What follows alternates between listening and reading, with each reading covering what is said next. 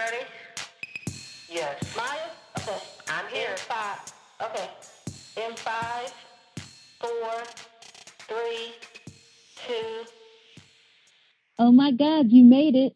It's another episode of We Did That Shit. I'm Maya. And I'm the B. Hey, what is I don't funny know why. now? I don't know. I don't know why it is that every time we start, I just want to laugh. I don't know what it is, but I don't know. It's funny. I don't. Well, I'm glad you're laughing because just 7 seconds ago you were irked. So I'm still irked, but I'm trying to mask that because I know how I am, and I know that if I don't mask it, my whole conversation is going to come off irked. right. And just a couple of episodes ago, I said that I was working on not letting certain things bother me. But I did say little things. And what I'm irked about is a big thing. So, I mean, I have a reason to be irked. But again, I'm trying to mask that. But let's just get off of that so I won't get irked. How are you doing? It's spring. It's spring and it snowed and it's going to snow.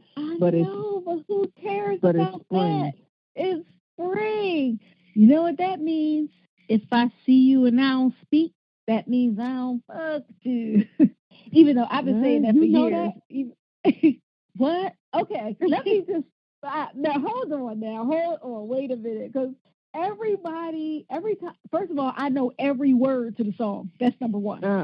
Well, it ain't hard, but yeah. That's number one. And everybody, like if I say one line, two lines, if it comes on the radio, everybody's looking at me like, what? Everybody. Everybody. That's because so you always act like you don't know certain things. Like, oh, I don't know that. Well, I don't know this. I don't, but I am a Cardi B fan. When she started on Love and Hip Hop, whatever, I was like, oh, this girl is hilarious. I love the way she's unapologetically herself. Mm-hmm. She just is, she's not trying to be something that she's not, and she's just like real raw with it or whatever, and she's entertaining, she's cute as a bug, you know what I mean? I like her. She's like, well, it is what it is. I dance and I do this, whatever. So I liked her on the show. And then when the song came out, now, I'm not sitting around listening to trap music all day and all that kind of stuff. So, but when as soon as I heard she made it to the Billboard chart, I was like, oh, I have to listen to this. And when I heard it, I loved the song. I loved it from the first line. Yeah. And even when they interviewed her and she was talking about the success of the song, she said, the song is number one because even haters gotta like it. Right. And it's the truth. Right. You can't not. If I meet somebody that says they don't like that song, I'm like, really? First of all, it's catchy. So it's catchy. Let's just get that out the way. It's one of them kind of things that they just play and play and play. So eventually you like it anyway, Right. But I liked it the first time I heard it too. And that beat, ding, ding, I was like, oh, okay, Cardi. And I will say this, no matter if you're a trap music fan or not, I'm like this with certain things. Like when I listen to Young Jeezy, automatically I'm like a kingpin. Okay. I don't know. I ain't never done nothing illegal, but when I listen to Young Jeezy, I'm like, I'm Pablo Escobar. Straight like, you know what I'm saying? I'm moving weight. Like, no, you're not. Sit down. But that's just how I feel with Young Jeezy. When I listen to Cardi, it's like automatically I just get the tongue out. I ain't got time for you. Exactly. Twerking. It's just an automatic thing. It just switches you right then and there. You like exactly. So needless to say, I can't listen to Cardi B when I'm at work. Right. Well, we know nobody can. Well, unless you work at the club. But and that is true. And the other thing about it is, and this is what I told my BFF. She was like, "Oh my gosh, I can't believe you," and all this other kind of stuff. And I said, "Looky here. That song is number one on the Billboard. Like Billboard is like all kinds of music. You know what I mean? And it's number one on the Billboard." I said, that's going to be on Jeopardy. And sure enough, last week it was on Jeopardy. And it said her name, so they wanted for the answer. They wanted the title of the song. And I was like, there it is. Because, you know what I mean? That's the kind of stuff that makes it to Jeopardy. So, you know, I'm getting my cool points on. I'm getting my Jeopardy points on. I'm doing it up with Bodak Yellow. Right. I see. So, and that's just how, you know, spring just, you know, spring got me springing. I said it before, you know, coming into my spring, anything that's lame, maim, you know, I just shoot it, kill it off. I don't have time. I don't bring anything into my spring that is not blossoming. So I'm feeling great. I don't care what's going on. Work hasn't changed. School hasn't changed. It doesn't matter. I'm feeling great. It's springtime. Okay. So that's how your week was? Spring? Yes, spring. Okay. All day. Okay. I'm at my job like, hey, y'all, happy spring. Hey, y'all, happy spring. Some of us don't have no medicine, but happy spring anyway. All right. Right. We'll revisit this once it's good into spring and see if the feeling is still the same. See how long it lasts. Right. Yes. So how was your week? My week is good. Let me tell you something. Them people at my job is getting on my nerves. Getting on my nerves to the point where, again, I'm trying not to be irked by small stuff. And the last couple of weeks, it was like, oh, we moved. Yeah, it's cool, this, that, and the third. But now it's just too much. It's cold as hell up in that joint. You can't have the heater on. I'm bringing, like, my big scarf, almost like it's a blanket, so I can wrap myself up. I'm half-ass typing on my keyboard because my hands are so cold. You can't eat at your desk, you know. And so I'm thinking, like, does that include snacks too? Like, do I have to go into the kitchen every time I want to eat a grape, or you don't how have is an all office? This working out? Yeah, I have an office. You know me, so I'm eating. I don't eat my lunch, but I eat my snacks at my desk. Like, I'm not going to go into the kitchen every time I want to eat a grape, every time I want to eat an almond. I'm just not doing that. At lunchtime, I go outside and I sit in my car. And I heat up my food, and then I take it in my lunch bag, and I go outside and I eat my food, because you're not going to make me. I'm like grown as hell. We're in a professional work environment. I graduated college. You're not going to make me eat with somebody else that I don't want to. Like, that's what you're not going to do. You're not going to force me to do anything. And when you tell me that I have to do this and it's not enough tables, so you know that so somebody else is going to sit with me, then that just means that that you're trying to force me to do something. And you're not going to force me to do anything. I'm not in prison. You're not going to make me eat at a certain time, make me eat with other people, make me eat not at my desk. You're not going to do that. So I just go outside. Maya, who are these people? I'm confused. You know, like the people in HR and the other people that work at the company that make the decisions other than us, like, and we, or let me say me, because, you know, I work for the government. I'm trying to be nice and play by the rules of, you know, everybody, but it's not going to work out for me. So remember how you have to go to the other side of the building to be with them, like when those other people needed something or whatever? So no, are you guys like all together now? We're all in the same space, you know? Like for 9 years, I was in a corner, you know, right. My office was in a corner. I literally did not see anybody and they didn't see me. And now where my office is situated, people walk by all day and I can see them and they can see me. And it's just like, ugh. You ashamed. And I know they always walking by seeing me chew. And it's like, I don't care. Like, I'm chewing. I'm chewing. I'm not hiding. Like, I'm going to chew. You know, I'm not going to get fired. Don't get me wrong. Like, I'm not going to do anything to get myself fired. But again, I'm not going to walk in there every time I want to eat a grape. So I say all of that to say they're getting on my nerves. So that's how my week has been going. Them getting on my nerves. But other than that, I mean, I'm doing pretty good.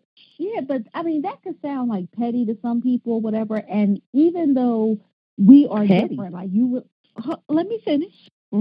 Like, even though we're different, like, you know, I socialize with my coworkers and stuff like that. You know, if I'm walking by, hey, y'all, hey, how's the baby, this, that, whatever. Like, I socialize. But yeah, I don't eat in the kitchen. I don't go to the break room. I don't do no after work activity. I don't, you know what I mean? It's just, hey, you know, I mean, like, we cool and everything for the work. But yeah, no, I'm not eating with y'all. I don't. Yeah, let me say this. Let me just say this. Yeah, no, this is I'm like that this too. is really how I feel. Let me say this.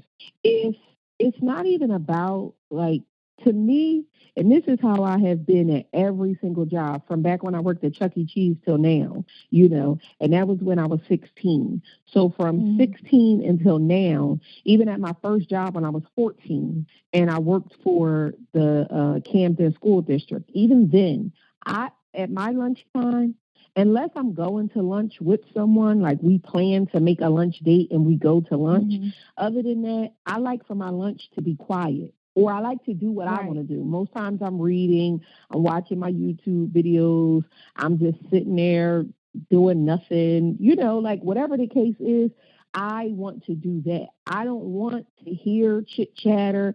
I don't want to talk to people, and I don't want people to talk to me. I just feel like lunchtime is a time to decompress. It's just like a time to just be like, take a breath, think about what you got to do when you get off of work, your to-do list, damn, I wish I could fit them jeans still. I should be eating celery, but I'm eating spinach dip. It's just a time to reflect, and that's what I want to do. Right.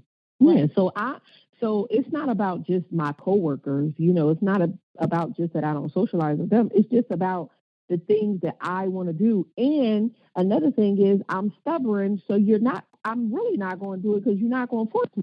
And that's that. And I'm done sure with it. That's right. That's right. So what's our topic for this week? This week we're talking budget versus financial plan, and also how we saved our first $1,000. Oh, all right. We did that shit. I think so we too. Definitely did.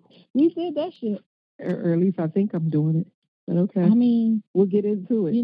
Half the time we got our own economy going on between the two of us anyway, because we all we got.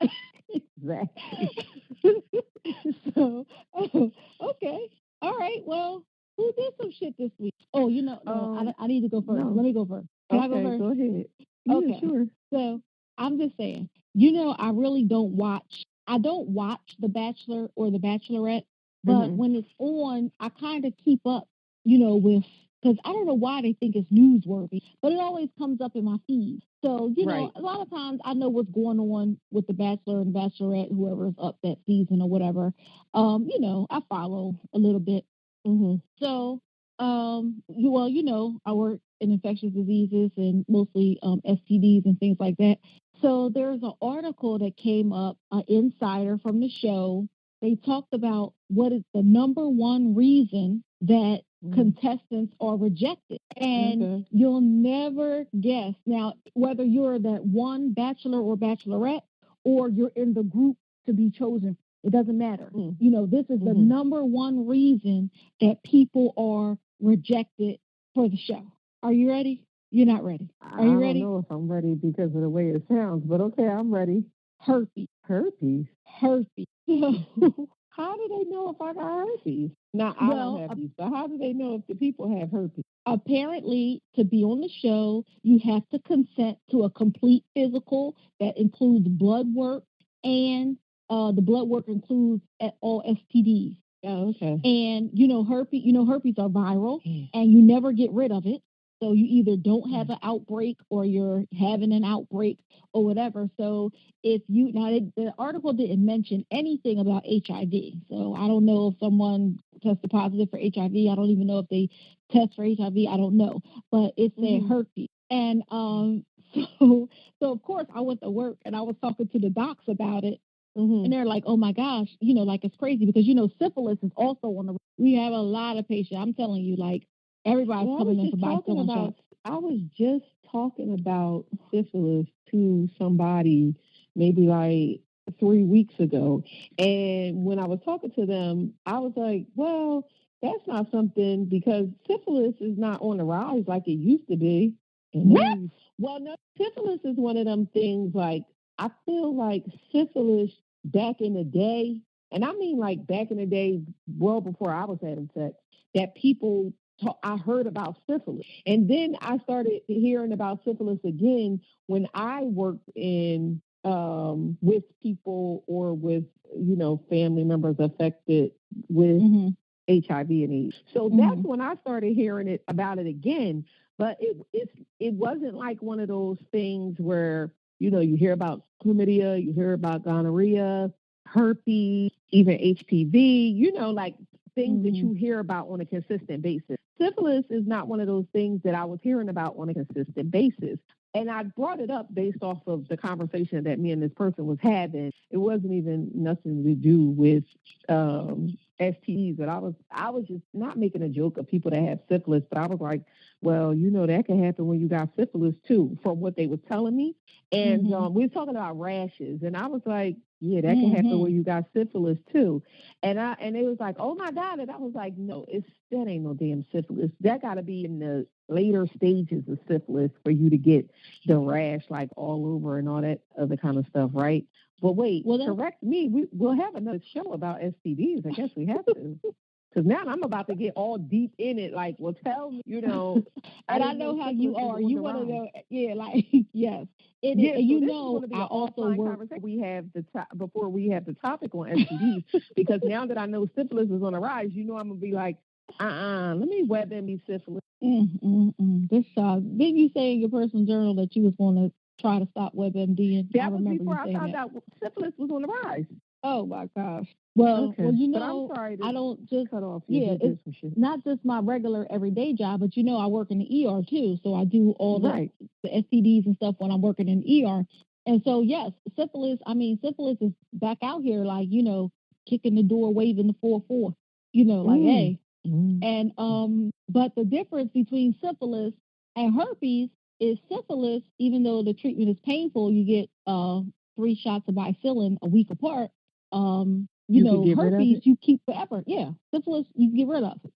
Syphilis is curable. Okay. Yes, but herpes is not. So once you have the virus, you always have the virus. So I just thought that was very interesting that and a lot of people, and I mean, even though like my family members, friends, whatever, they call me. I remember one of my cousins called me a couple years ago, and she was like crying, and I'm thinking somebody died or something. And she was like, I just found out I got herpes. And I was like, oh, girl, please, everybody got herpes. And now it seems like it. Well, it doesn't seem like it. Everybody has herpes. And I'm going to tell you, now this was a couple years ago when she called me. Herpes, I know everybody, but a lot of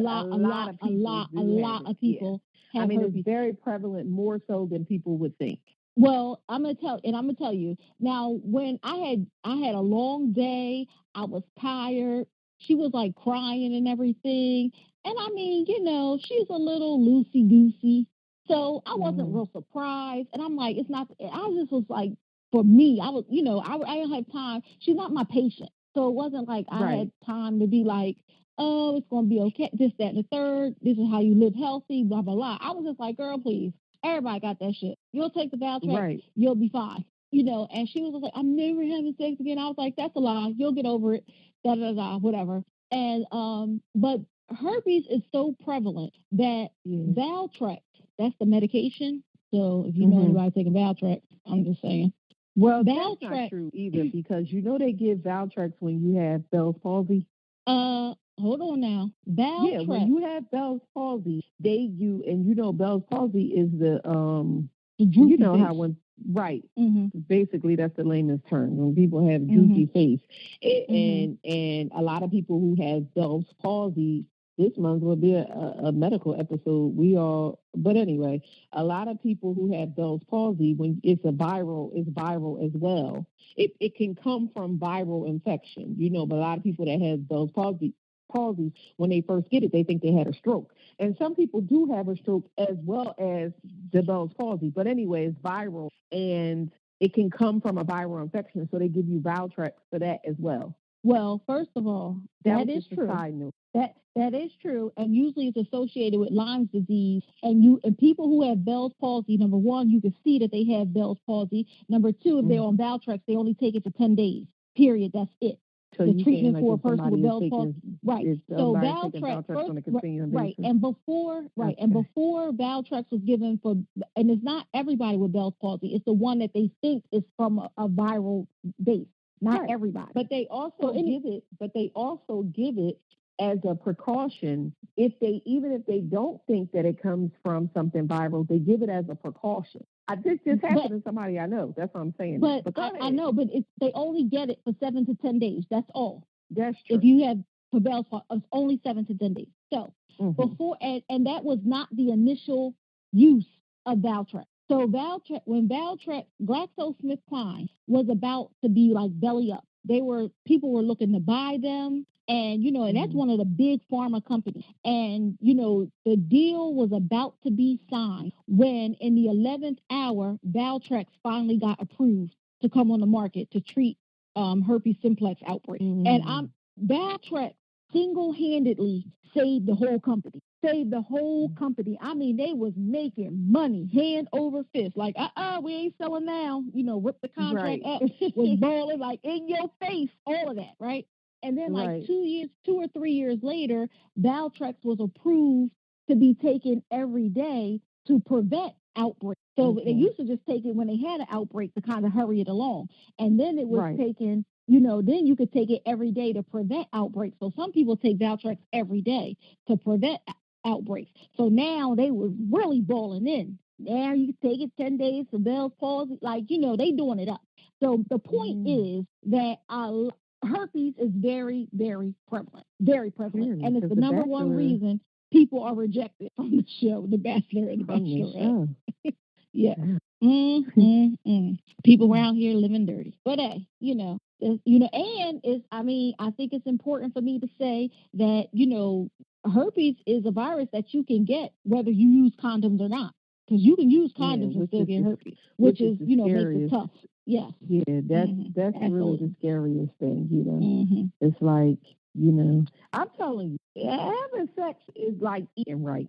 And the sex, no, listen, what I mean by that is this. When you go to eat right? You start eating celery and lettuce and carrots, and then you're like, well, I'm going to just eat fruits and vegetables. But then they say, don't eat too. You think you're doing it up, just eating grapes, strawberries, whatever, watermelon. Then they like, no, don't eat too much of that because it got too much sugar. Don't eat too much celery because this will happen. So it's like, as soon as you think you're doing the right thing, bam, it's something else that's like, don't do that. It's just like sex. It's like, as soon as you think, well, I'm protecting myself, or I'm in a monogamous relationship, or whatever the case is, as soon as you think you're doing the right thing, bam, you could get that by using condoms too. It's like, damn, I mean, come on. So I just got to be fat and abstinent. Right. Get on my nerves. Telling you, life is hard. Life is very hard out here. It seems that way, and I think that is like it's very true, and I think that is like my biggest thing with cheaters. Like, what the hell are you bringing me? Or the other, because it don't even have to be me. If you're a cheater, like, I'm so irked by that because you just letting anything come up in the relationship. You don't know what you're doing. It's a crapshoot. It really is. Every time you have sex, it's a crapshoot. So. So that was my who did some herpes. Number one reason people do not make it on The Bachelor or Bachelorette. And syphilis is making a comeback. I gotta do. And syphilis is kicking the door, waving the full. Doing it up. Another thing for my gray hair to come in about. Well, all right. Well, my who did some shit is on a totally. It's a total opposite of what you just said. I got to get away from that because you already know how I am. Like, I'm on WebMD as we're talking right now. But I am. It's crazy. So my who did some shit this week is about the show on Bravo, To Rome with Love. Do you watch that? I do. To Rome, and it's To Rome for Love. Like they went to Rome looking for love. To Rome with love.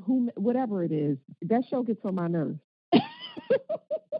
That show gets on my nerves. I don't like that show. And you watch it. Every time I'm watching it, I'm hurt. First of all, for the number one reason is, why did you feel the need to take these black women to Rome to find love? You couldn't take them to Nevada. You couldn't take them to California. You wasn't going to take them to New Jersey. You had to take them to Rome because what? It wasn't working out in the United States, and so you felt like Rome would be a better option, or you think that these men in Rome have more to offer? Like, what was the thought process of to Rome for love? And let me say, I've been to Rome, and when I was in Rome, I'm not saying that the men weren't like smiling or even approachable or anything like that, but nothing about going to Rome. And I was with 19 other black women. Nothing, or no, I don't even know how many people went to Rome. I don't know if it was that many, but in any event, it was more than 15. Nothing happened to us in Rome that I would like co-sign this show. Like, yeah, girl, when you go there, I'm telling you, you can find you a man. No, what was the thought process taking them to Rome? Well, so when I first saw the show, I was already annoyed. You didn't see the introductory show when she explained that? Yeah. I mean, the first show? Oh, but you still, even with her? I forgot.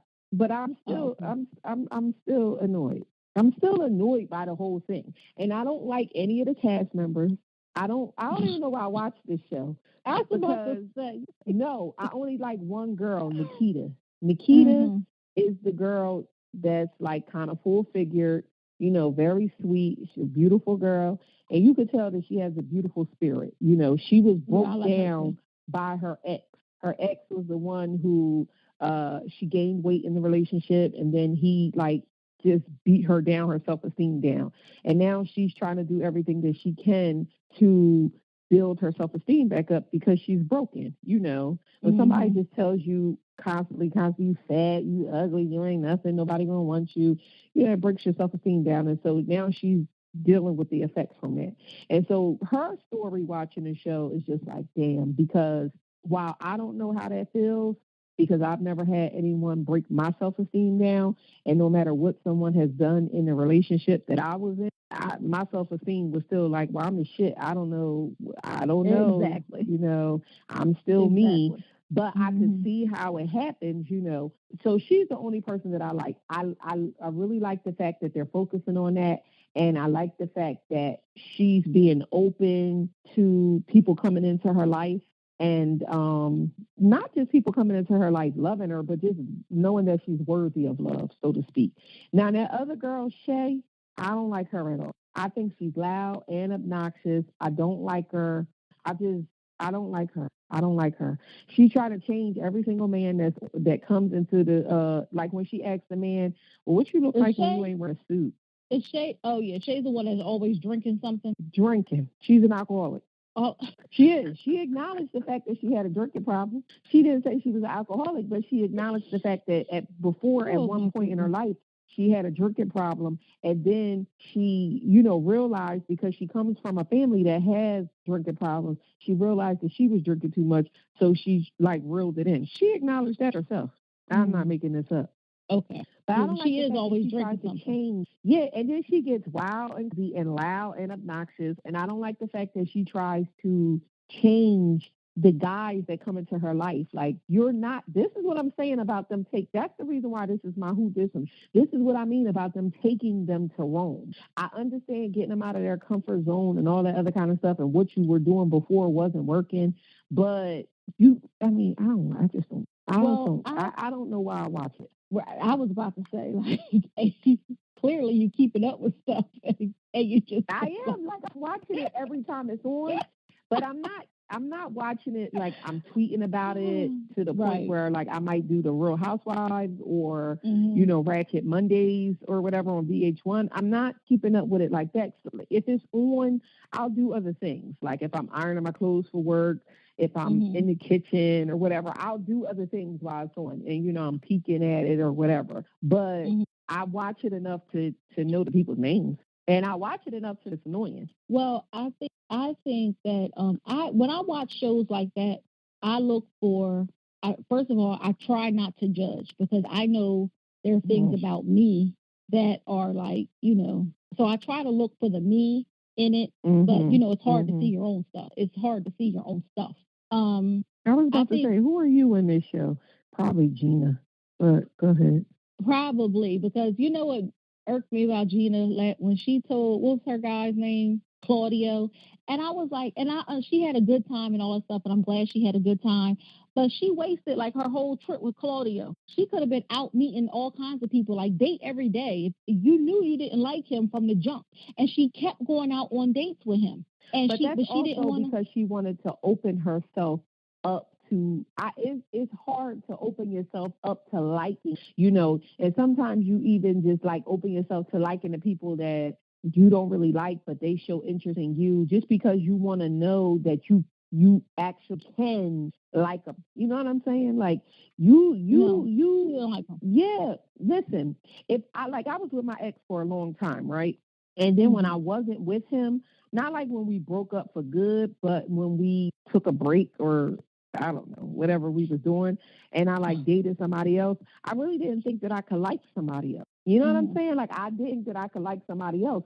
So I was going out with people, not necessarily that I liked a whole lot, like I want to be in a relationship with you, but just opening myself up to see like if I could even if I could go out on a date with somebody. And I think he had characteristics that she liked.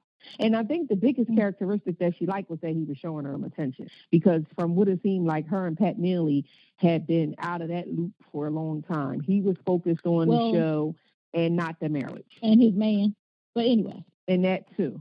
Right. So I don't know. I just feel like I understand what you mean. Like, can you like somebody? Because I really went through that with, when one of my relationships ended, and it was like, oh my gosh, I can like somebody else. However, I liked them. And so it wasn't like if I didn't like him, I wasn't going to keep spending my time with him. I don't know. I just felt like Claudio. She liked him. She just didn't like him in the capacity that he liked her. And that happens. He liked her, in men or women, whoever.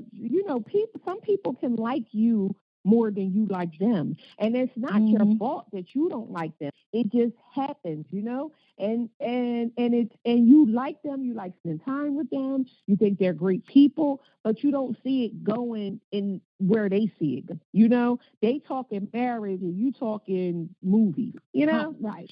Right. Yeah, and I just feel like she felt that earlier than to wait the whole 30 days and then, be like, but I mean, that's fine, to each their own. So Gina, I think she had a great time. If it was me in Italy, I'd have been like out socializing with everybody. Now, what about the real one that gets on my Ashley and Mercedes? Well, I want to say one thing about Mercedes, because Mercedes would have been me. Because if you take me to a European country, I'm going to find the black people. I'm going to find a black man. Like, right. I'm going to find a black man. Like, that's me. Like, I don't, she got why I didn't like the show, because it was almost like they were forcing them to like other things than they like. And I know that sometimes you do have to get out of your comfort zone. It's important to get out of your comfort zone. Like you might always mess with the bad boy. And so you might not want to mess with the bad boy anymore. Now you want to somebody wants you to deal with the quote unquote good guy. I get that. But to try to take me out of my whole comfort zone, like to date another race and stuff like that, that's probably why I have a problem with the show a little bit. That's probably why I feel like, why did they take them to Rome? You know what I mean? It's like you're forcing them to do something. And you know how you feel about non-American. Like, I feel that way about interracial dating. I don't date outside of my race, no matter who it is. It's not something that I do. And it's not something that I'm going to do. And I damn sure ain't going to do it when somebody forces me to do it. If something is going to happen in my life, it's going to happen naturally. If I wanted to date outside of my race, then it would be a decision that I would make. But you're not going to put me in an experiment. I mean, I wouldn't have signed up for the show, but I'm just saying, You're not going to put me in an experiment to make me like something that I don't like. It's different with like a short guy, even though you only like tall men because you're tall, that's different. But like a guy from Rome as opposed to like a black guy from America, no, I'm probably not going to do it. I don't want to say just because they might be in Rome, because look at Mercedes. She found her two black men. She's doing it up, So I mean, she's doing it up. She really is, but I think that she should have chose Kyle over Kwame. And I really feel like now, I'm just going to put this out here. Mm-hmm. I know that we don't see everything that goes on. I know that they edit a lot. I know that the presentation we may get is false. However, even knowing all of that, I could be wrong. But what happened last night first of all, when Kwame called or texted or whatever and said that, I like you a lot, I'm willing to go to church sometimes with you. Mm-hmm. And she was all giddy about it, whatever. I was like, well, first of all, that's not what you said you wanted. You said you wanted a Christian mm-hmm. man. And just because he goes to church mm-hmm. doesn't make him a Christian, going sometimes. That's not what you wanted. So I really didn't agree on her, just forgetting Kai and going back with Kwame because she really liked him. Because that's not mm-hmm. what you said you wanted. And if you felt so adamant about it to leave him alone, then why would you accept the scrap? You know what I mean? Like, first of all, I wasn't giving you anything, but now I'm going to give you scraps. So you going to take the scraps? I just, that wouldn't have been me. However, mm-hmm. she got back with him. They had their date and everything. And what it looked like to me, again, I could be wrong, but they had their mm-hmm. date, whatever. He stayed the night. They hooked up. And then the next day at the date, he was like, yeah, I'm not going to do the long distance. Mm. Like, ooh. Yeah, but that was a boo. Yes!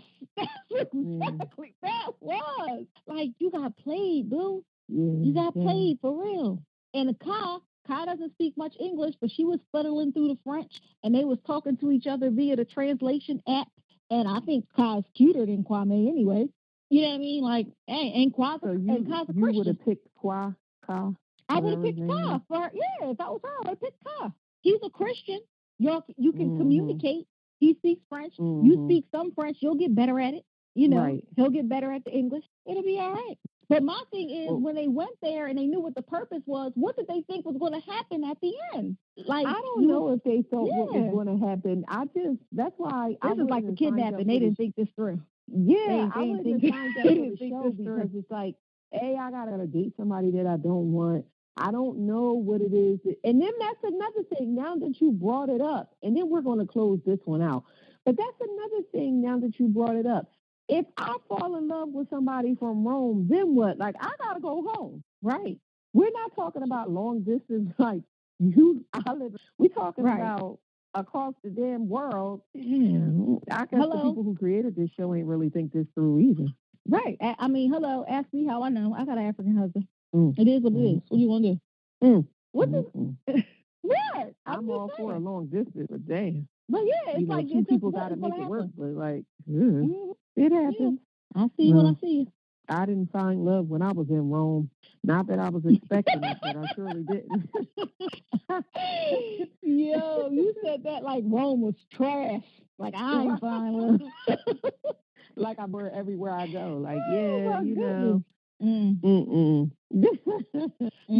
I usually meet people everywhere I go. I meet people just about everywhere I go. Now, do I stay in contact with them? No. I think there's my African husband, and I mean, like, we're not married or anything, but that's just kind of what I call him. He calls me his American wife, and he's my African husband. Like, we keep in touch a lot. Other than that, a couple people, other places, I'm like, hey, how you doing? Merry Christmas, happy birthday, or whatever. But I usually meet people everywhere I go, but I don't try to start a relationship because, I live here. And I'm a nurse. I could probably work or, live anywhere. But I just would never take it seriously, like, unless they would have to be like super, super serious, like, able to take care of me, establish whatever. They would have to be like super, super serious because I would just never take a long distance relationship serious. So yeah, I wouldn't take a long distance relationship like that serious. I mean, even if I took a long distance relationship serious, I have dated, that. And so long distance is one thing, but like Rome, America, that's right. Yeah, that's something totally different. Right. I don't have frequent flyer miles like that. I can't get premium economy to every country. Yeah. But that was just my who did some shit. I was watching a show and it just came to my mind just because I was watching. It was like, I'm so angry at this show. Why do you continue to watch it? So anyway, I just thought that I would bring it up. But let's go on ahead and get into this topic: budget versus financial plan, and how we saved our first $1,000, which would imply that I have saved $1,000. But yeah, let's go ahead and get into the topic. I mean, first of all, even if you don't have $1,000 now, you have saved $1,000. But I think a lot of people, and this is what made me bring this up. because a lot of people look at me, well, us too, you too, but they and think I just have a money tree in my backyard, like, you know what? I'm big. I'm big. I'm big. Oh, big. Can you do big?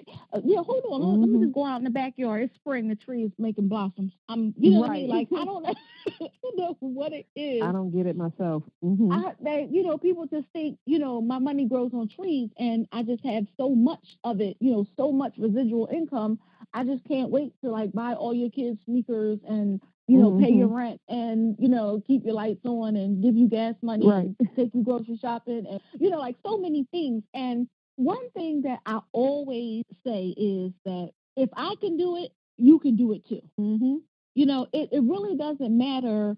I don't think like this is not based on my job or anything. It's just a matter of, this is what I have to do. And like some things was a process. I had to learn some things. I think that our parents, every generation wants better for their children. And like I've mentioned it before, like my mom growing up, she didn't have a lot. So her love language was really gift giving. So like it was whatever we thought we wanted, we had. Whatever she wanted us to have, we had. And what we learned was buy stuff, but we didn't learn about paying bills, budgeting for groceries, budgeting for clothes, expenses that come along with children, saving for college. We didn't learn, I didn't learn, those types of things. So, and when we talk about like budget to me, it has like a negative or restrictive connotation. Like budget, it's hard. It was hard for me to live on if I made a budget, it was hard. Like, you go to the gas station, like, can I get $1.50? I mean, like, it's so I have any money. So living on a budget, it proved to be difficult for me, very restrictive, and it wasn't working. But as I started to learn about finances and stuff, like a financial plan, because I'm a goal oriented, so it's a budget. It's kind of like the same thing, but when I put it in the text of a financial plan and I'm working toward a goal, it was much easier for me because I'm competitive. You know what I mean? I don't like to lose. I think I can do anything. So it was like, oh, I can do this. I can do this. And when I started to set little goals, and I set the goal, I was like, yeah, I could do that. Where we used to, like when I bought my house, I used to take my children out to dinner every week.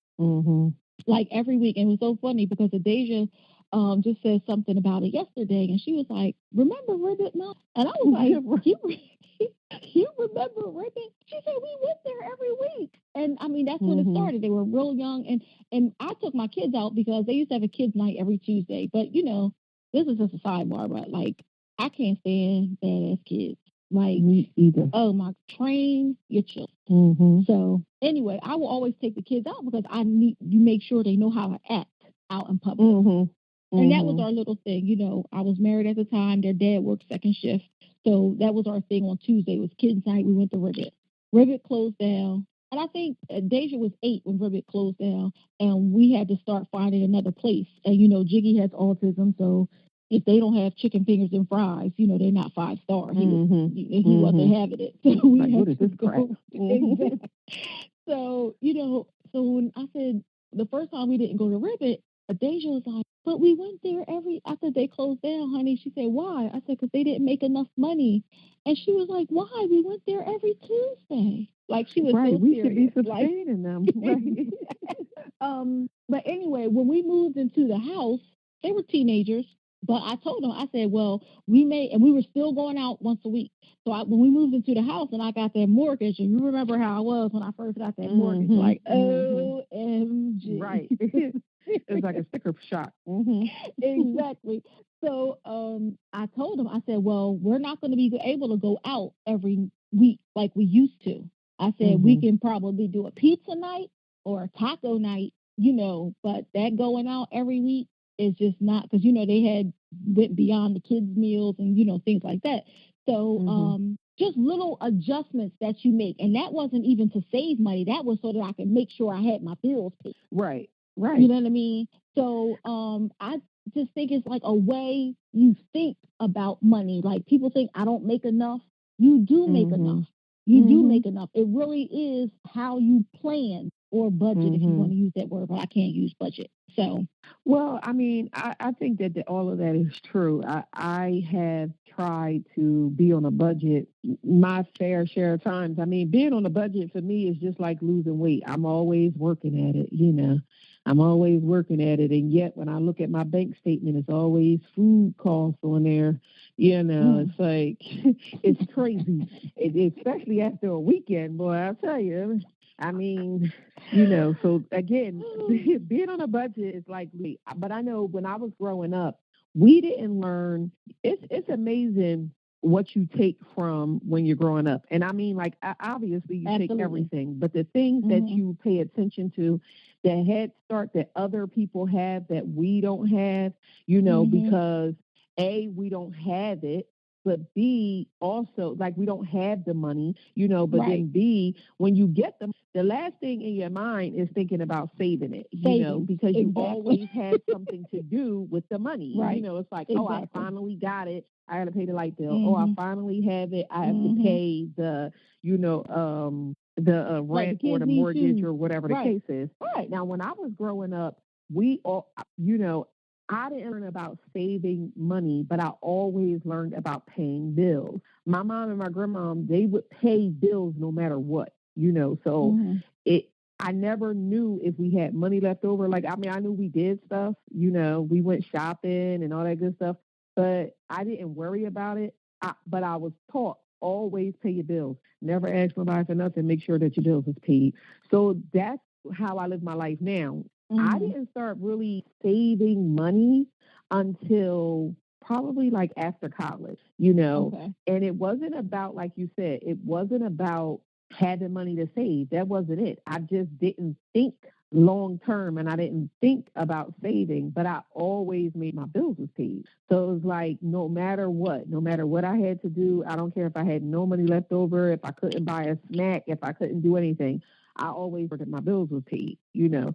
And so that's just how I live my life now. So again, it wasn't until after I got out of college really that I even thought about saving. You know what I mean? It wasn't even a thought process in my mind. Like, I knew it was something that I needed to do, but YOLO. You know what I mean? That's just how I was living my life. But then when you start coming into your own and you start growing up and you start learning a little bit more about finances, learning the significance of finances, learning the significance of credit or having residual funds or, you know, whatever the case is, then you start thinking about it. Now, I used to always read, I've been reading Essence magazine forever, right? Right. I used to always read those articles in Essence, like how I saved this and how I did this.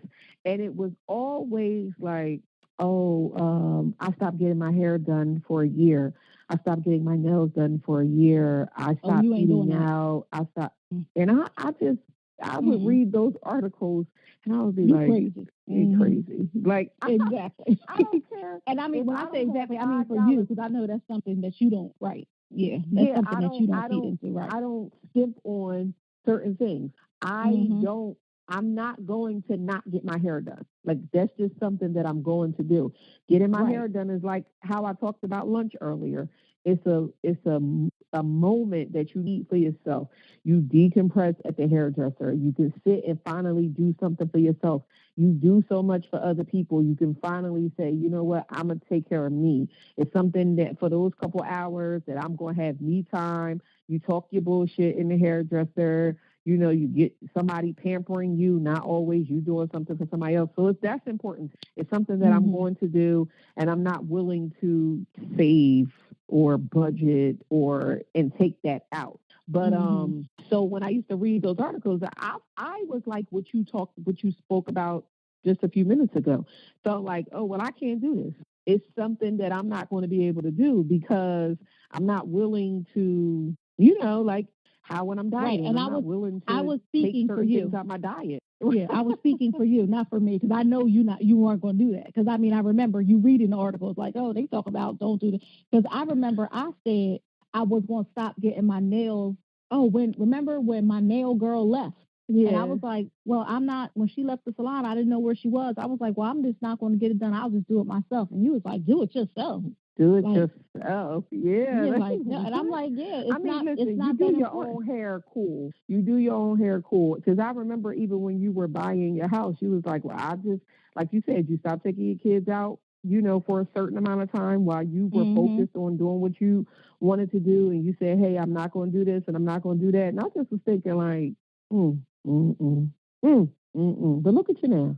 I know. Well, you bought your house, And when I bought my house, I was like, I need to get furniture because not like I was house poor. I wasn't house poor because one thing that I do not sacrifice is my traveling. Like I travel with the house, before the house, after the house, with a job, without a job, whatever. Right. Like traveling is just something that I never had to skimp on that. Like when it's time to go, they were like, how are you going? You don't even have a job. Don't worry about that. I'm in, Right. have passport, will travel. Because that's my thing. That's my outlet. So to me, traveling is more important than going to the hairdresser. It's more important than going to the movies. It's more important than getting my nails done.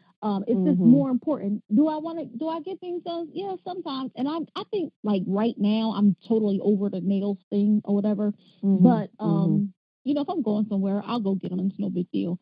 But when, I think I had to learn that money doesn't grow on trees. I remember when I got a place, I was married and I got a little part-time job because I stayed home with my children until they went to school full-time during the day. And I got a little job and I got the little check. And I first of all, I don't know what I was thinking because I had all kinds of plans for this one check. Like, girl, when you ain't worked in a while and get that first, you count it out too. And then, when they hold that week, because you count it out, like, all right, I'm getting paid on the 12th. That's 2 weeks. No, but they hold the week when you first start. So then you don't get paid until like the 19th. And you like, damn, I had mad plans. I know. And so I said, and when I got the, because, my ex-husband, he worked and, I stayed home with the children. So when I got the first check, I was going to pay the rent and, show him like, oh, babe, look, I paid the rent, for you, whatever. Like what you gotta a little, do like a little gift. Like, hey, look, so, right. So he could have like a little extra allowance that week or whatever. And there was a shirt, I don't know, it was a dress that I wanted. And I was like, and when I got this, I was like, this don't even cover the rent. Like, so that's when I started to learn about money because I felt like if all these people are out here making the same amount of money as me, working part-time or working full-time or whatever, if they're making, how are they living better? Then like something I must be missing something. I didn't learn something. And that's when I learned about Susie Orman.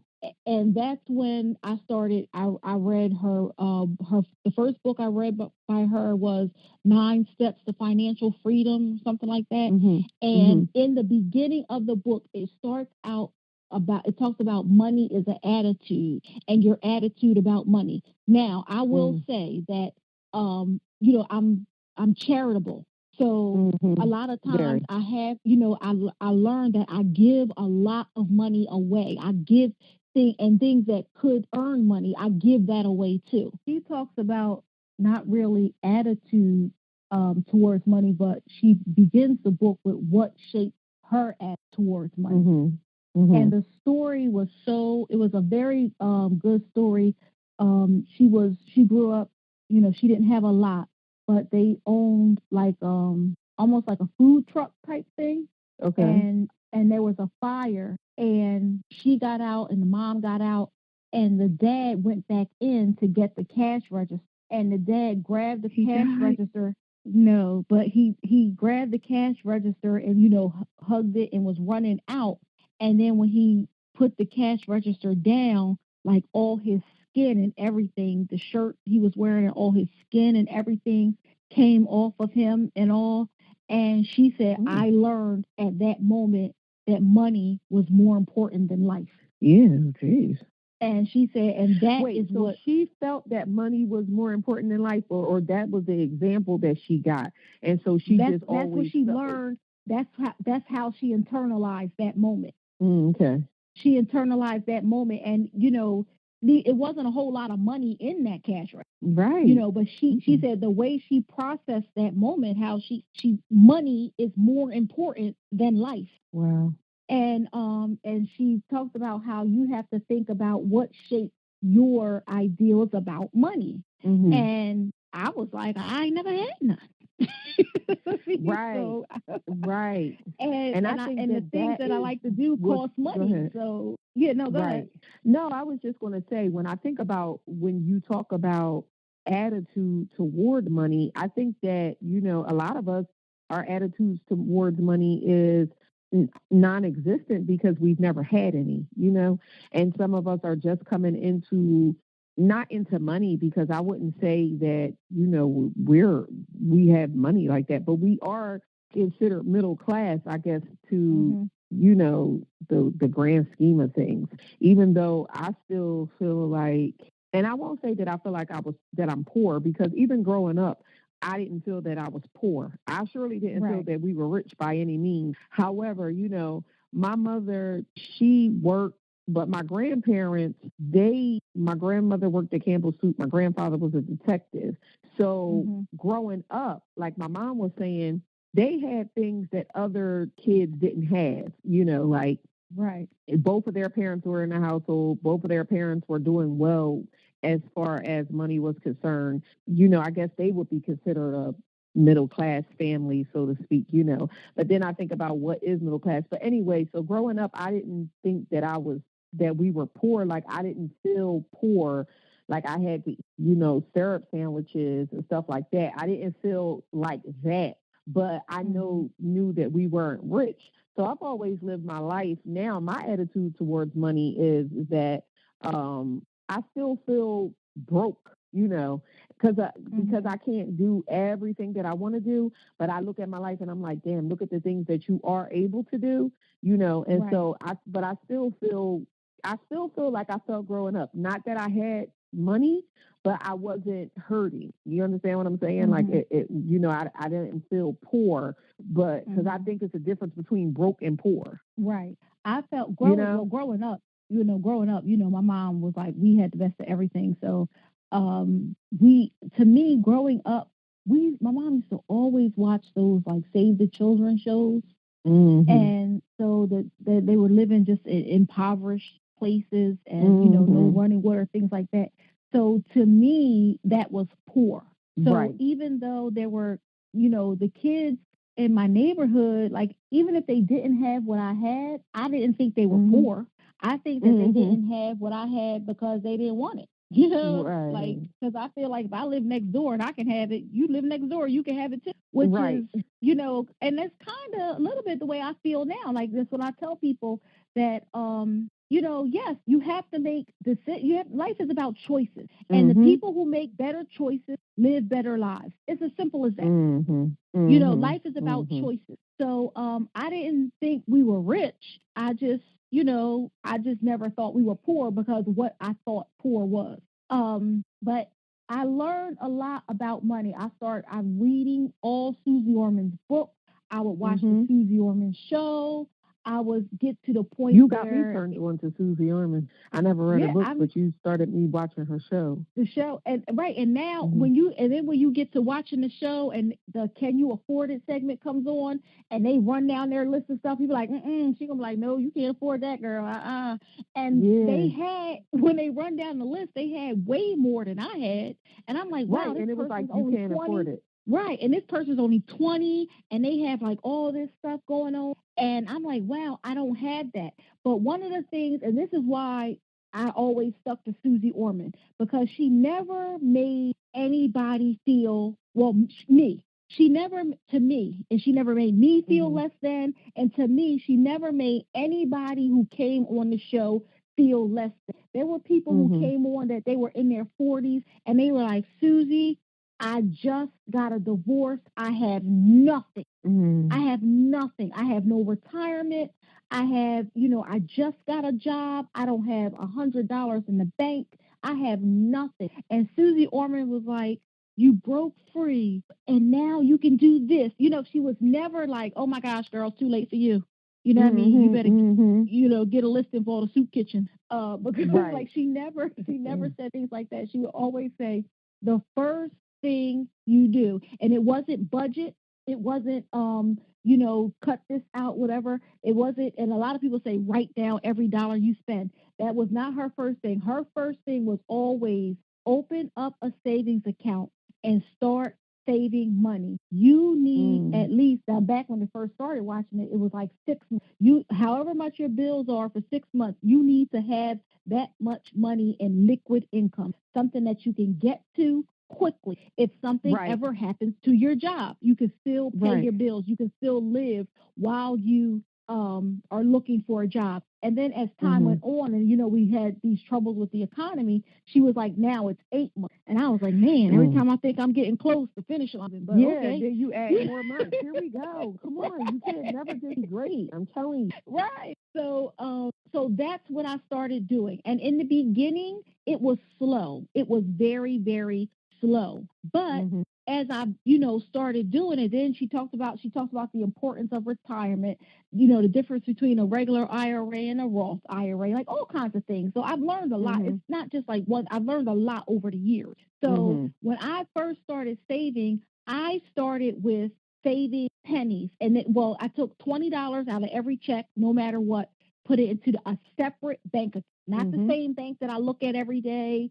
I put it in a separate bank. And then I saw this show about like people that kind of live off the land or something. I don't know. Like, they weren't even poor. It was their choice. You know what I mean? It was their choice to do it. So, but this one family, like the kids walk around all day looking for money on the ground. But they said how much money they make by finding money on the ground. Right. It's like go to the toll booth. You want to save it, go to the toll booth. If you pull up, act like you get ready to pay the toll, but look down. Yes, that Atlantic City Expressway. Yes. And I used to be picking up them quarters too. And that's true. And so now when I see even pennies, when I see them on the ground, I be like, the rich get richer. And I pick the penny up and I put them in a jar. I don't touch it or whatever. I put them in a jar. When the jar gets full, I start another jar. I don't go cash them in, rolling them up or like that. But, I started putting $20 per check. And then as I made more money, I could put more stuff away. And then it happened to me, I lost my job. And, I lost my job twice because, I've always worked in HIV, is grant funded. These grants don't get renewed, this, that, and the third. Then they always change in the parameters. Well, the person in this position needs to have this degree, and which is why I went to nursing school in the first place, because my degree was in communication. And they was like, well, you need a nursing license or a master's in social work. And, social work is not my thing. So that's why I chose nursing. But anyway, I lost my job twice. The first time I was out of work for 9 months. And it was like, and I was on unemployment, and unemployment is like you get 60% of your income up to $600. So if your income is higher, the max you can get per week is $600. So I was getting the $600 per week, but that only lasts 6 months. Right. And I think that was a blessing and a curse, because it's terrible to be out of work. It's terrible. And in 9 months, I felt like that was like a super duper long time. I'm applying to places. Like if I had low self-esteem, which I do not, I would have been like, man, this is terrible. Like, who am I? Chopped liver, Right. But so even when it extended past the time that the unemployment ran out, I made a decision right then and there that whatever I do, I had this mortgage or whatever, but whatever I do, I am going to be able to live on $600 a week. I'm not going to incur any new bills, no credit cards, no car notes, no. I have to, because if something happens, I didn't have 8 months, because I was out of work for 9, and I didn't have 8 months worth of savings. Right. When I lost my job, I didn't have that. And what I had was, some income is better than no income. But I was like, no, this will never happen to me again. I'm not going to live. I want my overhead to be low. My overhead has to be $2,400. If that means we can't have cable, oh well. You know, if that gas, I mean, whatever we had, hey, one phone, that's me, one TV, put a sweater on, you know, put a blanket on, wear a tank top, because the electric bill, I mean, I was serious. Like, I was going to control these bills because I'm not going to have overhead of more than $2,400 a month ever. And still to this day, I don't. Still to this day, I don't. Good for you. Yeah, and so that's, you learn as you go. But then the next time it happened, I was out of work for 15 months, which was like, it was, you know, I still collected unemployment for the 6 months, and I had savings. So it really helped. And I still took trips. Yeah, you did. And people was like, but that's my thing, you know, and the Lord knows I need that. That's why I think he always makes a way. But 15 months was a long time, but I'm so glad I had made that decision the first time and really acted on it. Yeah. Exactly. So even when I wasn't working, I wasn't balling, you know, it wasn't like I could do a whole lot.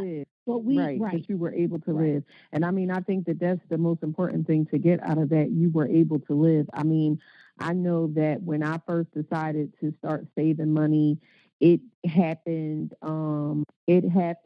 kind of like the same, based off of the fact that I didn't have money, you know, and I said the same thing, that I was never going to be like that, because I had lost my job too. And I was doing that whole, you know, this is the first time I started saving, because this happens, you know, this is a process. This is like everything in my life. And it's a cyclic process. It keeps coming around. You know, I've been trying to lose this weight. I've been trying not to let little things get to me. I've been trying to get me a boyfriend, and I've been trying to save money for all this time too. It's all a process. But you know, when I was out of work, and I was, you know, I was like, I got my master's degree. I'm not going to just take anything, because I was getting offered jobs, but they were like jobs making less than I thought that I should be, surely less than my student loans were. So I just was like, I can't do this. But life has a way of humbling you, you know, and it got to the point where I had to take a job, and I was making $13 an hour. And it was way less than the jobs that I was turning down, based off of the fact that I was like, no, I have my master's degree. I'm going to make X, Y, and Z amount of money. But again, when life humbled me, I said, well, I have to do what I have to do. Now, mind you, I started out by saying I've always been taught to pay my bills. So at that point, it was like I had to do something to pay my bills. And then that's when I made the decision, too, that I'm not going to be like this anymore, you know. And again, it's a process. So I have saved money, spent the money, saved money, spent the money, you know. I don't even, but I continuously, you know, keep saving. And I'm on the road now where I'm like, because I remember you saying when we first started the podcast that you don't dip into your savings no matter what. I definitely was not that type of person until recently. And I would say recently within like the last maybe like 3 years, you know, where I was just like, really, I'm going to save money. It was no specific amount. I made a decision that I was going to take X, Y, and Z amount of money out of my paycheck, and that I was going to save that, and I wouldn't touch it no matter what. And I haven't, you know. And I used to always hear that saying, pay yourself first. I never thought that I could do that. You know, I was like, well, I got to pay these bills first, because, again, that's what I was taught. It was like, I can't pay myself first. I have to pay these bills, you know. And it really does. That one little saying means so much. Pay yourself first. It really means a lot. Even if you said, like, you take $20 out of your paycheck, it is surprising how much you can save. Now, I'm not a kind of person that will not get my hair done, but I am the kind of person that will sacrifice eating out. You know, I will go to the grocery store and buy groceries. I will cook. I will do things like that. I will pack my lunch, you know, because lunch is expensive. So, you know, I definitely am the kind of person that will pack my lunch. But if you just do small things like that, you'll be surprised of what you can save. And then also, going back to your point of learning about money, you know, that attitude has to change as well. We have to be open to learning more stuff than we know. You know, it's a lot of little things that we have no idea about that's right there. You know, footage taken. We just have to learn about it. Even like you said, Susie Orman talking about an IRA versus a Roth IRA. A lot of people don't even know what an IRA is. A lot of people don't take advantage of their 401k, their 403b. A lot of people don't take advantage of those little things. A lot of people don't take advantage of a savings account at another bank. I know that what helped me out a lot is having an account that I don't have access to. So like I have an ING account. That's the money that I pay myself with. That's where I pay myself first. So when I decided to, make a conscious decision that I would take something out of my paycheck, whether that's $5, $20, $100, whatever the case, whatever you can afford to do, I opened up that account. I said, okay, I'm going to direct deposit this amount of money into this account. And like with IN, there's so many other accounts out there you don't have access to. Like you don't see the money. It's not, I mean, you can look at it online, but it's not like you have a debit card. You don't have access to it. It takes like up to 3 days even to transfer into your other account. So something like that, even starting out with something like that, was good for me. That was something that I did that was very successful for me, when we first started out, when I first started out with saving my money or thinking or wanting to save, like, and even with wanting to save, it started out with, I was saving for something, I was saving for a pocketbook. I was like, okay, I want this pocketbook. It's always, now, again, in the last past, I would say 3 years, I've been saving for a rainy day. But before, I was saving for something specific. I want to take a vacation. I want a pocketbook. I want a pair of shoes. I want a piece of jewelry. Like I always was saving for something. And that's why I said it was very easy for me to spend my savings because I was saving up for something. Now, I guess I'm under that Susie Orman plan where I'm trying to save for 6 months. Well, now after the financial crash, it was 8 months, and now it's probably like 2 years. But yeah, but it was something specific. Funny, but it made I get it. It's not funny, but I'm just saying because it goes back to what I keep saying throughout this whole episode. Every time you think you're doing the right thing, bam, they bring something else up. It's like save for 6 months. All right, got it. Save for 8 months. All right, cool. Save for 2 years. So I guess I better start being following the rules at work, huh? But no, that neither being here nor there. I know like the little things that work for me. And then when you talked about attitude, those were the attitudes that I had to change. Stop saving up for something specific. Start saving up for a rainy day.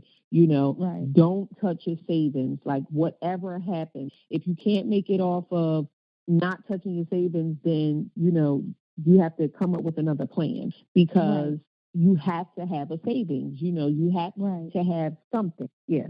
And I learned that a lot of the things that we thought we couldn't live without or we just got to have, like earrings. I used to love earrings. I had like a million pair of earrings. I wear the same ones every day. And I didn't even pay for these. Kimmy gave me these years ago, and I wear them every single day to work.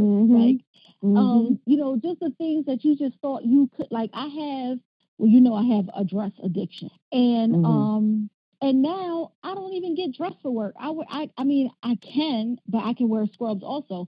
So I wear scrubs and I don't even get dressed, and I don't even like scrubs. But, it's just crazy how the things you thought that you just had to have, they don't become as important, because when I see my savings account growing, even if I thought I was saving for that, I'm like, I don't need that. You know what I mean? Because I would rather, I would prefer to see my savings account keep growing. And it really takes, especially as a homeowner, because, they say that that's the American dream and all that kind of stuff. And I'm going to be honest, it really wasn't my dream. I bought a home because, we live in Camden. The schools aren't that great. My son has autism. I sued the district to get him an out-of-district placement, and I won. When I bought my home, Jiggy had 8 more years of schooling to go. So it was a good purchase for me. And I mean, there's other places I could have went with better school districts and things like that, but the taxes were so high, the properties were so high, and it was kind of out of my pay grade. So, and I like my house. I like my house a lot. So, when I made the decision, but I never really wanted to buy because I was single, and a house is a lot of responsibility. Like you can't call anybody like come fix it, because when you do, they want to pay. You got to pay them. You have to pay them. So I'm glad I started saving, because when things happen, I had like my house is not falling apart because I can get it fixed right away. I don't let anything go on. Like the roofer, the roofer was just there. He looked at, it's only 7 houses on my street. So he looked at everybody's roof. Went up there, he was looking at one person's, and he was like, while I'm up there, I can look. And we were like, okay, whatever. He took pictures of everybody's roof. He was like, this. Well, I don't need a new roof, but what I need costs $750. And I'm like, all right, well, when you coming back? Now, am I happy that I have to take that $750 out to get it done? No, I'm not. But am I happy that I have it? Yes, I am. Yeah. I don't have to put it on the credit card. You know what I mean? It's just pay the man, get it fixed, and I don't have to worry about my house falling in. So, so there, especially when you own a home or have, is that emergency fund, it's important. That savings, it's important. Now, I have several bank accounts. I have like bank account that I use every day, my ING, I use for savings and to pay bills. Like all my bills come out of the checking on the ING, or my savings goes into a savings in the ING. And then I invested in a Black owned bank, Philadelphia United Bank. It's one of the oldest Black owned banks. So I have a savings account there just to support, power to people. And that account, I have nothing, no ATM card, nothing. And they have like terrible hours. So I really, really, really have to need the money, because I have to take off of work and get over there if something happens. So I never, touch that. And then I have a local bank that, when my children have accounts as well, so that if they need something, I can put money in their account, stuff like that. So it helps having different banks and different bank accounts for different things. You kind of get used to it. But when you see your money grow, it really does it curtails your spending. It really, because, and these are things that I really thought, I could never do, but you do them. And I saved my first $1,000 by collecting coins, saving coins. I would save whatever I paid my bills after my check, I would save like an extra $25, or round it up to $25. So as long as I had $25 left in that checking account, because most checking accounts don't earn interest anyway, I would put the rest into savings. I would, when I did stuff, like if I did somebody's hair, or somebody gave me $10 for gas for taking them to the store, instead of, if I didn't need it to go in my gas tank, I would put it into the savings. Like, because a lot of times we have what's called found money that we weren't expecting, and then we spend it. We spend it, and like on stupid, you know what I mean? So, and I started saving it, and when I saved when I first saw, like, I was a thousandaire. You really feel like you're like, oh my God, I got $1,000. It's like, exactly. Yeah, and listen, and then, girl, and then it was like the Hope Diamond. I never wanted to touch it. Like, I never wanted to be 100aire again. I'm a thousandaire now. Not when I'm a thousandaire. I made it. Exactly. So it's not like, and some people, like, I know a lot of people who are living beyond their means, or putting on a show. I don't know if the show is for them or for other people, or what and they're stressing because they feel like they have to keep up these appearances and all this stuff, in so much debt, and life is for the living. Like, debt is really not, the only debt I have is my mortgage and my student loan. And I plan to be in school forever. So I don't know if the student loans won't get paid. And the mortgage, like, even though I had a 30-year mortgage, I always planned to pay it off in 15. So I'm doing okay. And I may be able to pay it off. Well, with those 2 stints that I had without work may add 2 years onto my 15, make it 17. But, the plan is still working. The plan is still to pay it off early. Right. Well, that's wonderful. I mean, listen, I hope you do, because I always need people around me that I can borrow the 5 from. Let me tell you. That's why I'm always pumping somebody up, like, you could do it, because when I get in hard times, boy, I need to know I can come to somebody. I need thousandaires. Exactly. But when I first saved my first $1,000, whoo, baby, that was a hard one. Let me tell you. Now I was not like the big people out there. I did not feel like, oh, I don't want to touch this. When I first saved my first $1,000, I was like, damn, I got $1,000. What am I going to buy? Get this. That was my first $1,000. So when she said, oh, when people spend their money on something stupid, it wasn't stupid to me at the time. Right. But looking back, I probably shouldn't have spent the first $1,000. But no, when I first saved my first $1,000, what I did was just what I talked about. I just made a conscious decision to put some money up, and it was because, like I said, I wanted to buy something. I had this whole plan.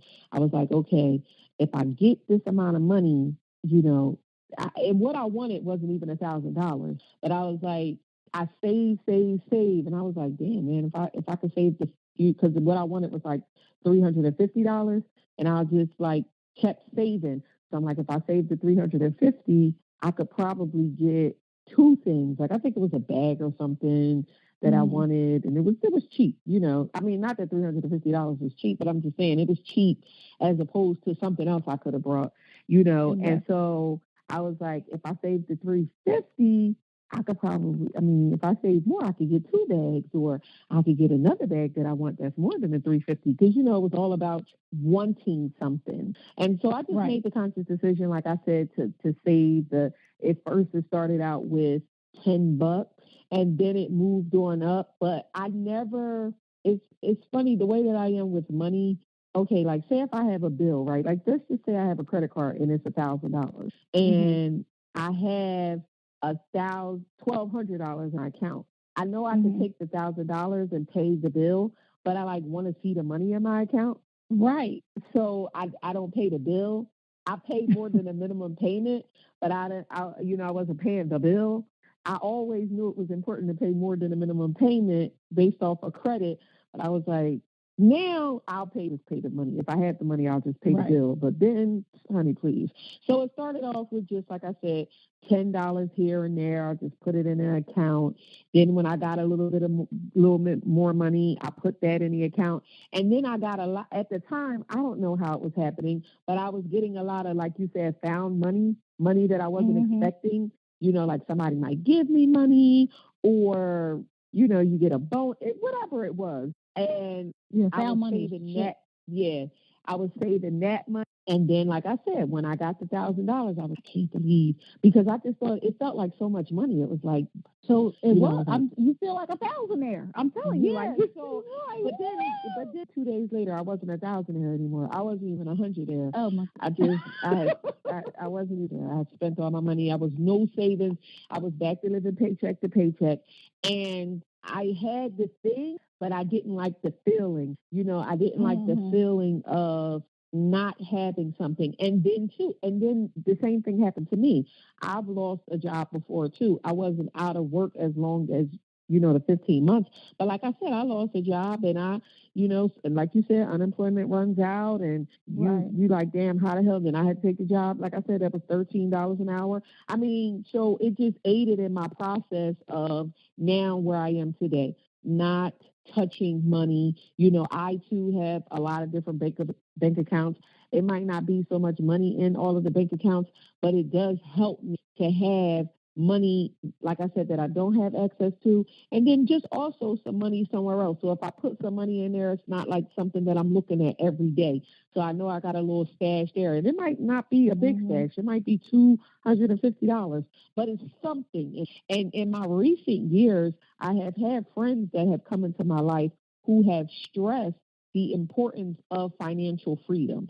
Like my girlfriend Janelle, she's always sending us information about money. I've started investing because of her, got into like Bitcoin, Litecoin, and all that kind of stuff from her, just spreading the knowledge.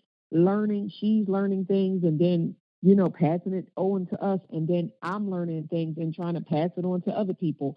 And that's the first I'm hearing of it, but okay. Well, first of all, I didn't get to you with the Bitcoin yet, but I'm not talking about just the Bitcoin, but I'm talking about just investing, period. Like I told you about Acorn. Mm-hmm. Right. When I opened up the Acorn account, and that happened based off of pop culture. I was looking at the Breakfast Club one day, just looking on YouTube, looking at the Breakfast Club, and they had a financial woman on there, this black woman, and I can't call her name right now, and I'm sorry, my short-term memory, and this was like last year. She was talking all about the importance of investment and how people think that they can invest, but they really can. You can take something as low as $20 and invest it, and you'd be surprised how it grows. And so she talked all about this app called Acorn and how you can open it up, link it to your checking account, and every bit of money that you spend. So you know how you go into the store, you spend something that's $5.50. Well, with Acorn, it rounds up the money, and it takes the rounded amount. So where you spent $5.50, it would take the other 50 cents and it would put it into Acorn. And what they do on Acorn is they invest the money for you. So you have what they call high stocks, medium stocks, low stocks. Your high stocks might be like Starbucks, Apple, Amazon, things like that. And then your middle stocks might be something like, I don't know, give me a store, Macy's or Nordstrom or something like that. Mm-hmm. And then your lower stocks might be like smaller companies that, have just went public. A lot of people haven't heard about, things like that. Right. And it just takes your small little amount, your 50 cents, your rounded up amounts, and it invests it. But it also saves your money as well. So even with that, taking 15 cents out of my account, 20 cents out of my account, stuff that you're not even really looking at, I have built it up to have a little stash in there. And it's not much, but it's a rainy day. If I need it, I can go, and I know that I can pay a bill or two with it. You know what I'm saying? Little things like that have helped me along the way, and I continuously am learning because it's so much to learn. But so I'm on the verge of trying to become a thousandaire again, Right. I mean, I think that's really neat to do that and invest in. Me, I'm an avid learner, and I used to say that I want to go back to school for finance just because, personal gain. I just want to learn more about it, especially like the stock market and things like that. But it's just not in the cards for me right now. And, I'm going to be honest. I learned a lot of things, and I still have a lot of things we all do. yet to learn. But one thing I do, and that I have done for a long time, and maybe I don't know, but I pay my tithes. I always you do. pay tithes. I feel like, well, not just feel like, I know that I know, like whatever the situation is, like the Lord is always going to provide for me. Now, when I first started learning about tithing, and I was all for it, like, oh, okay, this is what the Lord asked, no problem. When your tithes are $20, $30, $40, $50, like, okay. But I remember when my tithes first went over $100. I mean, I still pay. It was like a little, like a pause, like not a pause in payment, but like you know what I mean? Oh, yeah. this is a lot. But but I paid it, and then it was like, if you have a dollar, you have a dime. And I just started to think about all the times that, first of all, look where, so if I'm paying $20 in tithes, that means I'm only getting $200. But if I'm paying $100 in tithes, that means I'm getting $1,000. So look how I've grown. You know what I mean? Right. So I don't look at the price anymore. And it's just like, without a thought, I pay it. Like right off the bat, I pay my tithes. And I think that also helps me a lot. And another thing that I do that I think is very important is that I am so over trying to be like, or just because it seems like the thing to do, or going with the group, or I am so over I do not make a sporadic purchase like I used to anymore. It's like a mature, and I don't think this has anything to do with the savings, but I think it's like a maturity. Like a maturity thing. I really started to feel like a grown up. Like, yeah, no, I don't need that. And they like, what? You could do with it. Why don't you get these? And I'm like, no, I'm good. Now, if I see something, because things in my life is like I have like a gotta have it scale. Now, if there's something that I gotta have, I gotta have it. I don't. I gotta have it. Like, all right, this is what it is. I gotta have it. But other than that, no. And one last thing, because I know we have to wrap this. A car is not an investment. A car is not an investment. I live in South. If you live somewhere where you don't have like a mass transportation system and everything like I do, and you need a car, I think that's great. But a car is not an investment. It loses value the second you drive it off the lot. Now, my last 2 cars that I purchased new. And I usually, well, not new, but they were like a demo. They had like less than 20,000 miles on them, whatever. And when I drive my cars for 10 years, like at least. So when I buy the other car for that long. And what I do is when I get a car, the first thing I do is find a part-time job, because I don't pay a car note more than 8. Like I take the car note, I pay it from my regular job because it's already in my budget to pay the car note. But then I get a part-time job, and from that part-time job, all of the money I pay the tithes and car. Apply the principal, apply the principal, and that's how I paid for one car. I paid off in 18 months. The other one is 12 months. I do not pay car note, and you save a lot of money by not paying interest. People don't when you don't pay interest. That's money you save. When you like credit card, I pay my credit cards at the end of every cycle. I don't pay Chase, all of them, Chase, Bank of America, Wells Fargo, whoever, they all have more money than I do. No, you're not getting 10 cents of my money. I'm paying. And when I go to Macy's, when I have my Macy's card, I don't even have it no more because I don't even shop at Macy's. But that high ass interest rate. That, right, and I buy it. I be like, okay, and they whatever the price is, $49.99. Is this on your Macy's card? Yes. They swipe the little Macy's card, and they be like, thank you, have a nice day. I'm like, no, I want to make a payment. $49.99. You know what I mean? No, I'm not paying you 10 cents. I'm not paying because you get the perks when you use your Macy's card. You get all your coupons and the perks and all that stuff. So I use the card all the time. But in the same like the very next transaction, I'm paying exactly what that receipt says because you can't get 10 cents of my money. I'm sorry. Right. No. Right. So that's just my thing about budgeting versus financial plan. I think a financial plan is better because even you said when you set the goal, even though your goal was to spend it when you got it, when you set a goal, it's easier to achieve. Budget just sounds so restricted. You can't do this, you can't do that. So I just think financial plan is better. So make a plan, even if it doesn't have to be an elaborate plan. Plan one thing. Right. I don't know what people want now, Michael Kors bag or whatever. And teach your children about money. Teach your children. I wish I would have learned younger, and I started to teach my child younger about money. So even though she's not making a whole lot right now, when she does make money, she knows like she has to buy groceries and this and that. You know what I mean? With things that she has to budget for, stuff like that. So yeah. So if I can do it, anybody can. And if I could do anybody. Because let me tell you, I was a spender, but now here we are, and we're learning better ways, and to save our money. And again, if we could do it, you can do it. We just wanted to give you a little bit. We are no financial planners.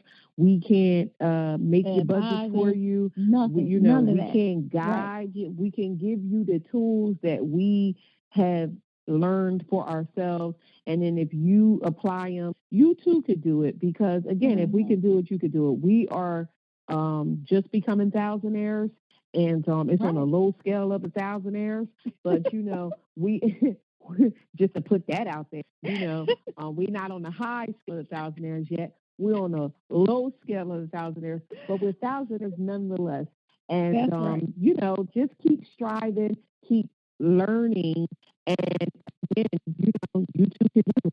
So that's what we got this week. I mean, listen, let us know how your thousandaire journeys are going, because we higher end of the thousandaires.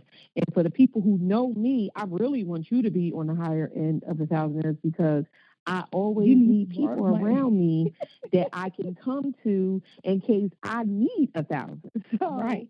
Do you want to get into our personal journals before we get out of here?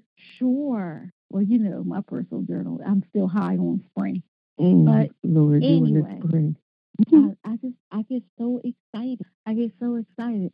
So anyway, I am looking at my vision board, and I have something on my vision board. It says, "Be the difference."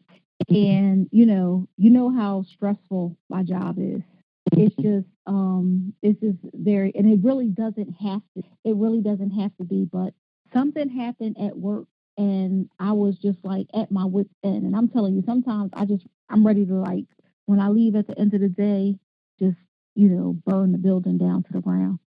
But I have really been trying to meditate, focus, pray about the situation at my job, and thankfully just one day it just got lifted off of me, and I chose to do something a different way. And the same things are happening, but I'm responding different. And I mean, keep your fingers crossed. I think it really may have opened up an opportunity for me, and I'm very excited. Can't speak on it right now, but I'm really excited because I really think me being the difference may have opened up a bigger, better opportunity for me. And I'm excited about that. So, people talk about, I talk about my vision board all the time, but on my vision board, these are things that I really want to focus on. Now, some things can be repeated because, this is how life is. But I really do want to be the difference. And I am learning, and it's been proven to me that being the difference can change your whole circumstance. So my personal journal for this week is working out by myself. My trainer is not going to be available next week. I work out in the small classes. Everyone knows at this point how I feel about diet and exercise. So she's not going to be here for a whole week. She canceled classes because of that. And so we have to either not work out or work out on our own. And it's going to be hard for me because I go to the classes with her. It holds me accountable. I paid my money. I know I'm going to go. It's not that easy to cancel. You have other people in the class, so you have other people that are motivating you to show up and show out while you're there. And now, we're not going to have that for the week. And so I made a plan, and I said that I was going to work out without her. I'm going to work out on Monday, Wednesday, and Thursday. And I usually work out with her Tuesday, Thursday, and Friday. This week, I'm switching it up, and I'm doing Monday, Wednesday, and Thursday. So listen, hold me accountable. Next week when I come back on this podcast, I am going to talk about how I had a wonderful week working out alone. This is definitely going to be a challenge for me because it's so easy to get into other things besides working out, but I'm going to go ahead and do it. I support you, Maya. I'm going to call you. I'm going to call you. Yeah, call me. I'm like, I'm working out too. Even if it's a lie, I'm going to say it and I'm going to hype you up. Okay.